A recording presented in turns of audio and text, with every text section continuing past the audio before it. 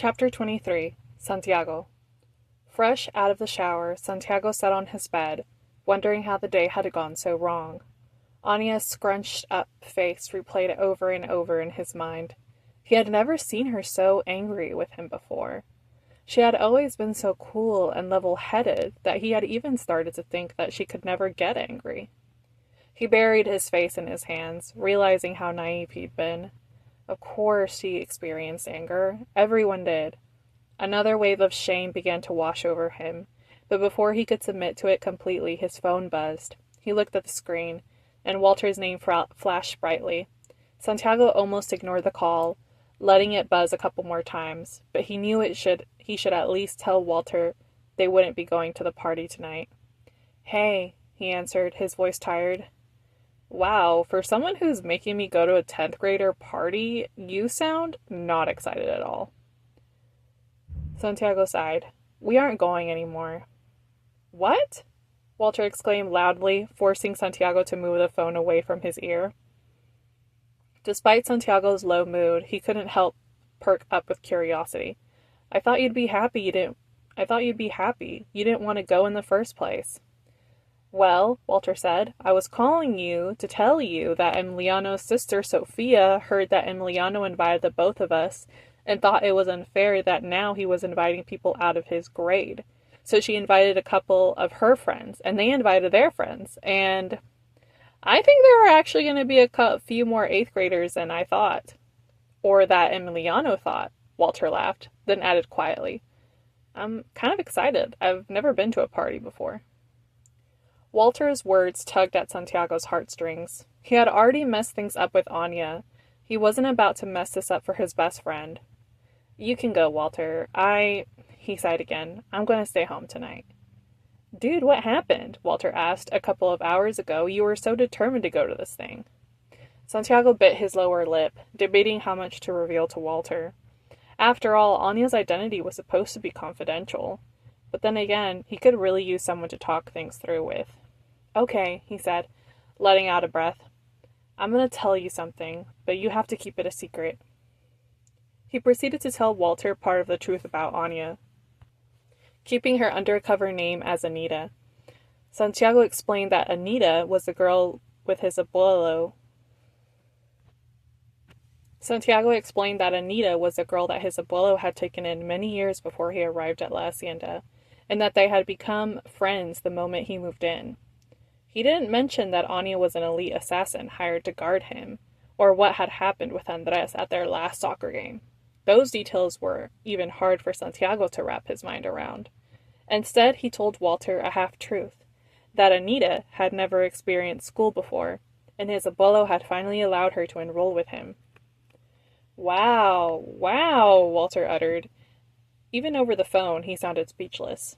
"That is a lot. I don't even know where to begin." He paused. "First of all, I can't believe you were living with a girl. This whole time we've been friends, and you didn't even tell me," he explained.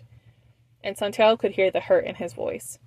"Lo siento," Santiago apologized. "I just didn't know how to explain, and it's kind of embarrassing," he added quietly. It took a moment before Walter answered, but finally he said, "Nah, I get it. If I had a hot older roommate like Anita, I wouldn't want anyone to know either." Santiago could practically hear the smile creeping onto his friend's face. "Also, I'm kind of relieved to hear that you aren't secretly in love with your cousin. You had me worried there for a second." "I'm not," Santiago started, but then paused. It was time to get to the root of the issue. "Plus, I think I really messed up." He began recounting what had happened between him and Anya that afternoon. With each word, he felt shame creep back up into his heart and mind. It didn't help that Walter was silent for a good minute after Santiago finished the story. "Dude, you're killing me," he said into the phone, feeling mortified. "I mean," Walter cleared his throat, "you kind of really messed up, but it sounds like you know you messed up," he added quickly. Santiago groaned, falling back on his bed, and stared up at the ceiling as he held the phone to his ear. "So what do I do?" "Maybe start apologizing for calling her a servant?" Walter suggested. "I didn't call her that," Santiago cried, feeling defensive. "I mean," Walter dragged the word out slowly, "you snapped at her, told her you don't take orders from her, that she takes order from you." What else would you call that? Santiago groaned. Ugh, because she was trying to tell me what to do, and she can't do that. My dad says she works for us, and even if she's working for you and your family, you should still respect her, Santiago. Walter cut him off, his voice firm but gentle. Plus, I've been watching you two this month. I've seen the way Anita looks at you. She seems to really care about you, except she's actually mature about it. Mature. Santiago repeated the word in his head. Isn't that what he had been striving to be? Isn't that how he wanted to appear to Anya? But his actions only managed to reflect his age. He remembered Anya's words again. You are nothing but a human child. The word human seemed like an odd addition, but regardless of her wording, Anya had been right. Santiago had acted like a child. You're right, Santiago told Walter. I'll apologize to her later when I see her. I still think you should come out tonight, Walter said. 8th graders and 10th graders mixing together at a party is a big deal. Plus, Walter dragged out the word, I think a certain someone would be very disappointed if you don't show. Santiago considered this. Who? You're so helpless, Santiago. You have the prettiest girl in our grade chasing after you, and all you can think about is Anita. Why don't you take a break from your unrequired romance and actually look towards someone who likes you? There was a knock at the door, and Santiago's heart lurched. Anya, he thought, almost jumping out of his skin. Sorry, Walter, gotta go. Bye, Santiago said, cutting his friend off abruptly. He got up from the bed and started a slow walk towards the door, trying to rehearse what he was going to say, but all the words seemed to have left his head the moment he opened the door. Anya stood in front of him, her legs looking longer than ever in a tight black leggings and a flowy plaid skirt, paired with white crop top sweater that revealed just a sliver of midriff, enough to make Santiago's heart start racing. When his eyes finally made it up to her face, he noticed that her long black hair, usually loose over her shoulders, was tied up in a ponytail, with 2 strands framing her face. Santiago felt as though her beauty had sucked the air right out of his lungs. She crossed her arms and she looked at him, her face cool and unreadable. I've talked to Javier and Ernesto, and if you're still planning on attending, be ready in 20 minutes. I'll be downstairs. And then she turned on her heels and walked away, and Santiago hadn't even uttered a word. Quickly, Santiago sent a Walter, I'll be there text, and frenetically began to get ready. He opened his closet, knowing that he didn't have much time to second-guess his wardrobe. He settled on a black corduroy button-down shirt, jeans, and his white Keds. Normally he brushed his blonde hair forward, but he wanted to look older tonight, so he decided to style it to the side. He inspected himself in the mirror. His cheeks were a little bit too round for his liking, but there was nothing he could do about his baby face. Other than that, he tilted his head to the side. With his hair parted, the entirety of his face was visible, and at times like these he remembered how handsome he actually was. After spraying a bit of cologne, he ran downstairs and found Anya sitting on the couch, waiting for him. She gave him a single glance as he came down, and said, "Let's go then," before heading towards the car, where Miguel was already waiting.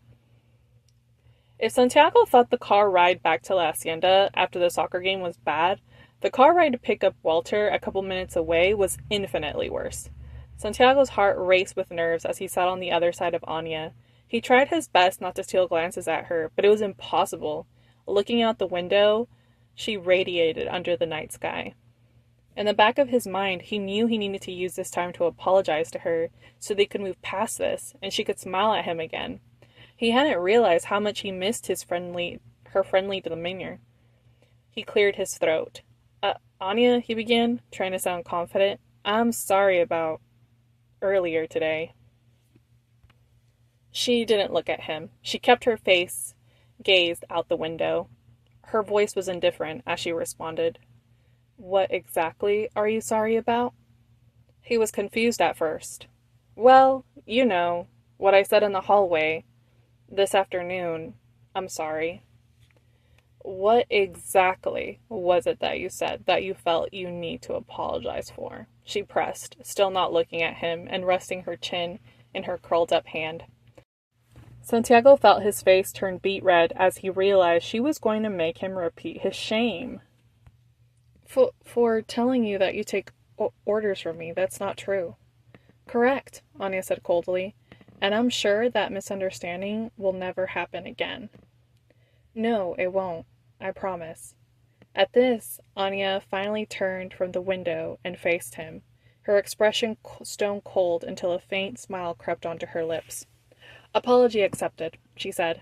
Santiago wondered if she had been teasing him just now, but then her small smile faltered, and her eyes grew so sad that if he could drown in them, he would. Santiago, there's something I've been meaning to tell you. She hesitated. I've been lying to you. The door swung open, and Walter stood there with a wide grin on his face. Are you guys ready to party? He called out, jumping into the car and closing the door behind him. As the car began to drive, Walter's eyes shifted between Santiago and Anya, sensing that he might have interrupted something. Is everything okay?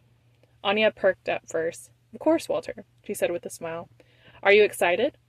Walter exclaimed that he was, and he began to converse excitedly with Anya. Santiago let their voices fade into the background as he focused on Anya. What had she been about to say? That she was lying?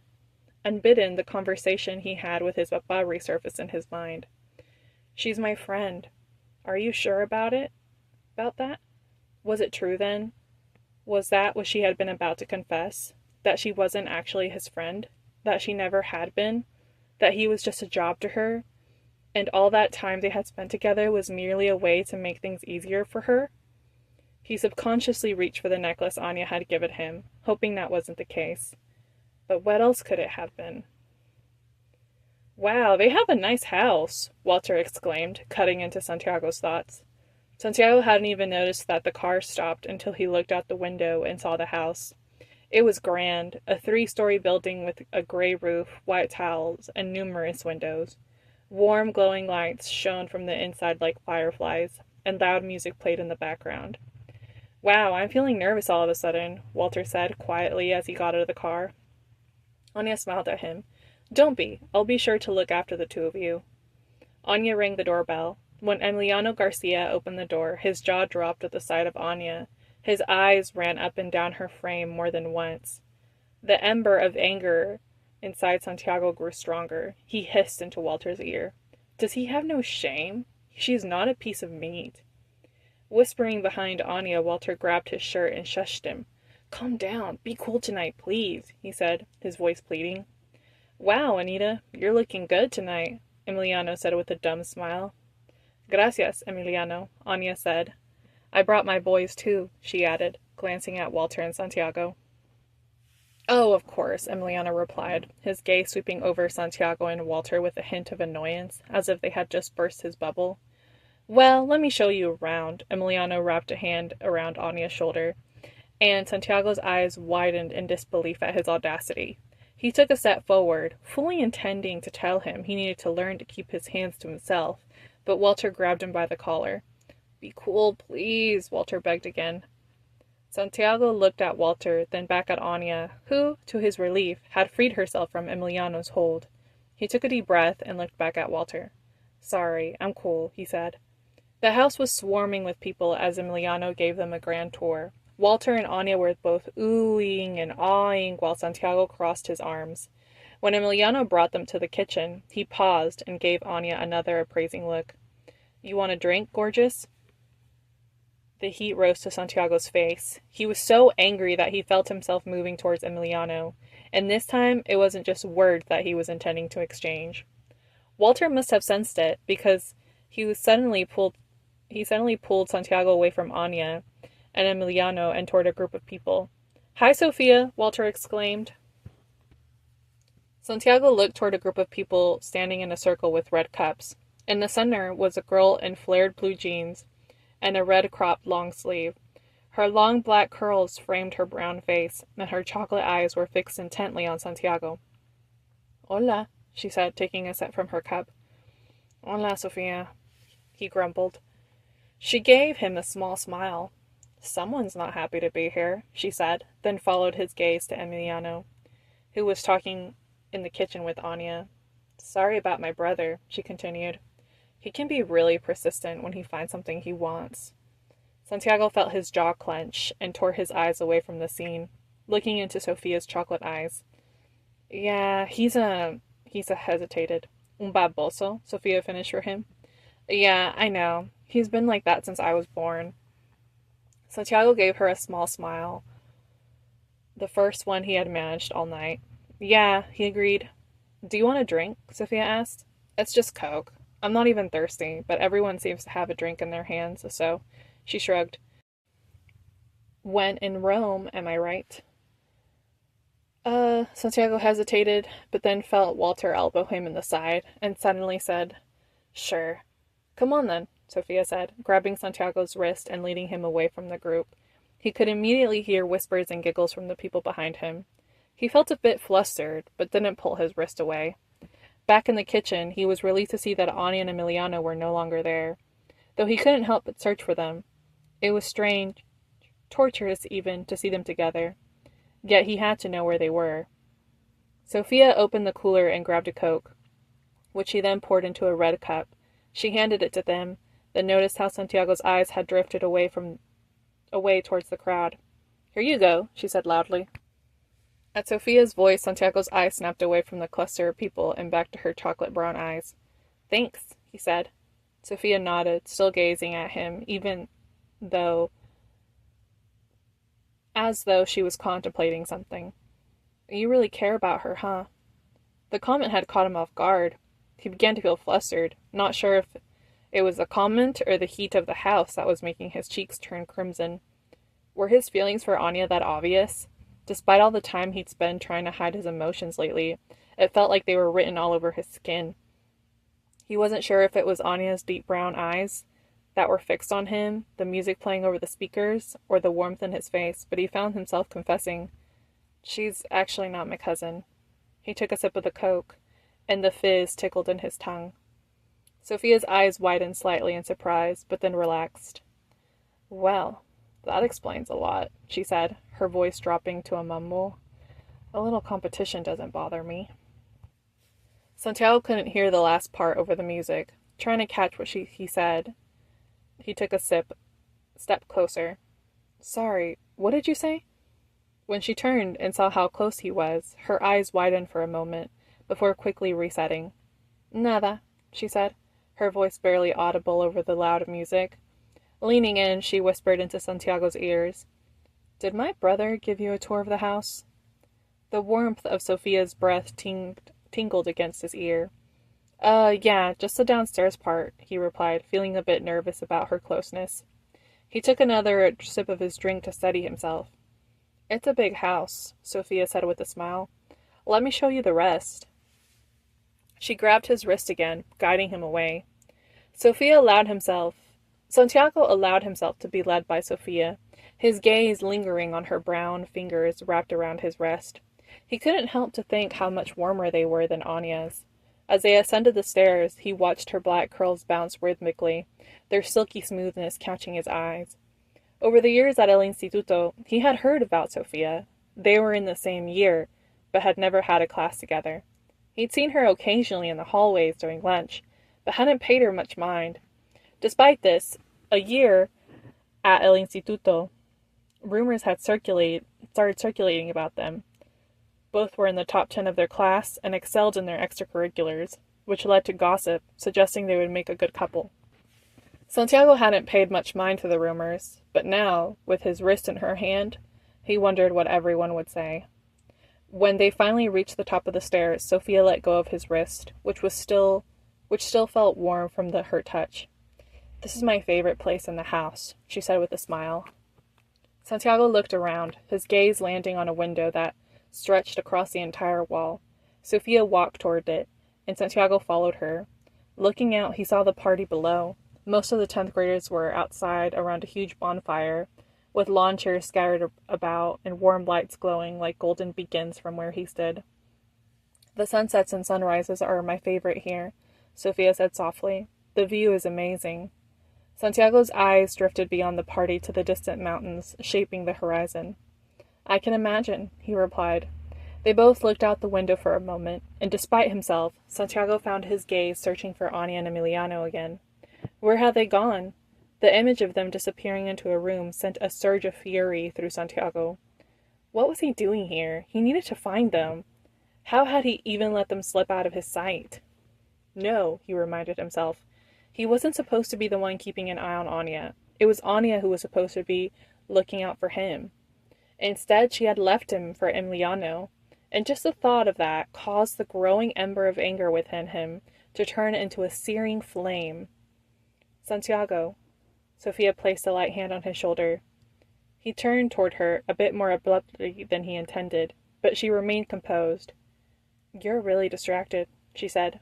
"I've been calling your name for a while." "Oh, really?" Santiago replied, forcing himself to take a deep breath and relax, trying to calm the fiery frustration in him. "I'm sorry, Sophia. I've got a lot on my mind. Maybe I should just—" "Do you remember?" Sophia took a step closer till their shoulders were touching. "The first time we met?" Santiago looked at her quizzically. Had they met before? He thought they had never been formally introduced. "You probably don't remember," Sophia said, her gaze fixed on the window. "But it was a while ago. Your first day at El Instituto, in fact." Santiago tried to recall that first day, but it felt like so long ago. Beyond befriending Walter, he didn't remember much. "I was crying under a tree," Sophia continued, "because I had argued with one of my friends. She thought I was trying to steal her crush." Sophia offered a light smile, but Santiago noticed a trace of pain behind it. "And then you walked up behind me, handed me a handkerchief, and you asked me what was wrong." Had he really done that? Santiago strained to dig deep into his memories, and from the depths of his consciousness emerged a fleeting image. A girl sitting under a tree, her black hair in a braid, her eyes red-rimmed. "You were—" Sophia turned to face Santiago directly, her chocolate brown eyes searching his with an emotion he couldn't quite place. "So kind. I'd never met such a sweet boy," she whispered shyly.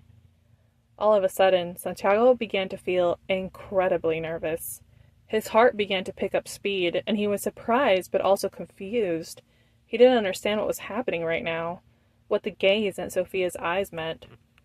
Sophia took another step closer, and they were only inches apart now. Santiago's heart pounded faster as he took in her features, her brown skin, full pink lips, and the black curls cascading around her shoulders.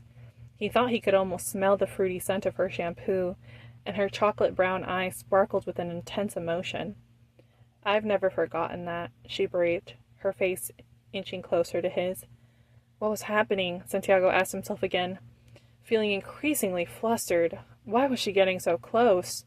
Unsure and unprepared for the moment, he turned his face away from hers and looked out the window. In that instant, his world shattered into 1,000 pieces. In the distance, Santiago finally spotted Emiliano and Anya. Emiliano had seized Anya's face and planted a kiss on her lips. The searing flame in Santiago's heart erupted into a raging wildfire. All this time, he had believed that Anya's presence at school was for his sake, that she was there to protect him. But now, everything became painfully clear. Anya didn't care about him.